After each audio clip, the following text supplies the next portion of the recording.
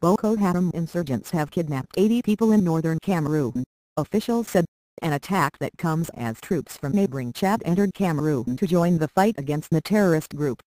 The attacks happened in the villages of Mabass and Makxy in the Mayo-Tsanaga Division of the far north region of Cameroon on Sunday morning, Saiid Abdulkarim, a journalist for the state broadcaster, told CNN. 3 of those kidnapped were found dead, Abdulkarim said. The Cameroonian government did not immediately comment. Meanwhile, thousands of Chadian troops arrived in Cameroon to join that country's soldiers in the fight against Boko Haram. The governor of Cameroon's far north region, Mijiyawa Bakary, told CNN that the first contingent of Chadian troops arrived in a convoy of more than 400 vehicles, and a second wave of soldiers were expected to arrive soon. The Chadian soldiers are coming in with dozens of tanks, armored vehicles and other military equipment, Cameroon Defense Ministry spokesman Col. Mijiyawa Bakary said. The Chadian parliament unanimously voted Friday to send troops to Cameroon and Nigeria to join in the fight against Boko Haram. The move comes after Cameroon's president, Paul Biya, made a strong call for international cooperation in the fight against Boko Haram. Biya told diplomats recently that Boko Haram was a global threat that calls for a global response. Such should be the response of the international community, including the African Union and our regional organizations, he said. Chadian officials concluded that Boko Haram also poses a danger to Chad. Chadian President Idriss Déby said attacks on Cameroon by the terrorist group could destroy Chad's economy. We can't remain indifferent to what is happening to our neighbors, Déby said. Cameroon is the entry and exit point for Chad economically.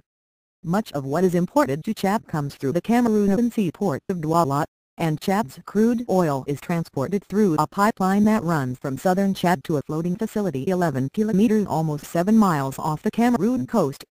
The presence of Chadian troops on the front could be key to reversing the gains so far made by the terrorist group.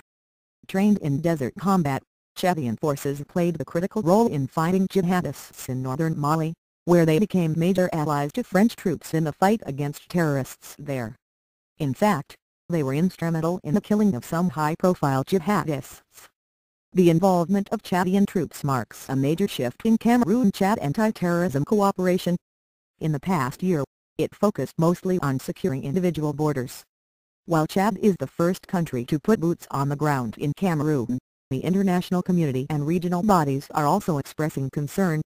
On Friday, the Russian ambassador to Cameroon, Nikolai Ratsiborsky, said his country will supply Cameroon with modern and sophisticated military weapons. He said the equipment will include heavy artillery, armored cars and missiles. Michael Stevenson, U.S. ambassador to Cameroon, also said his country would help train Cameroon soldiers and offer equipment for the fight. Boko Haram has been staging cross-border raids on Cameroon, the latest being the attempt by the insurgents to take over the Cameroon military base in Kolonfata. Cameroonian troops killed 143 of them, and lost 1 soldier. On January 3, Boko Haram fighters briefly took over control of a military base in Akagashia, forcing Cameroonian soldiers to retreat and then for the first time use airstrikes against the insurgents. Attacks on military installations mark a big shift in Boko Haram operations in Cameroon.